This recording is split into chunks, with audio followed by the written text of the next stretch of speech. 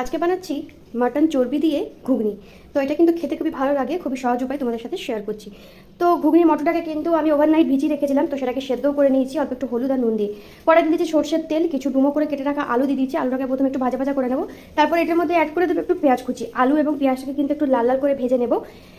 তারপরে এটার মধ্যে অ্যাড করে দেবো অল্প একটু নুন, যাতে আলুটা এবং পেঁয়াজটা তাড়াতাড়ি কিন্তু গলে যায়। দিয়ে দেবো একটু টমেটো কুচি, ভালোভাবে সমস্ত কিছু দিয়ে একটু ভাজা ভাজা করে নেবো।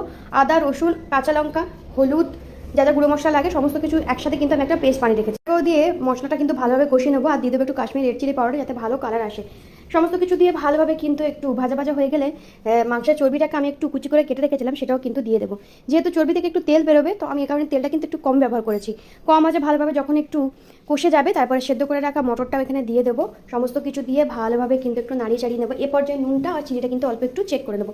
এদিকে আমি একটা ভাজা মশলা বানিয়ে রেখেছি, শুকনো কলাই, গোটা জিরে, গোটা ধনে, শুকনো লঙ্কা আর গোটা গরম মশলা।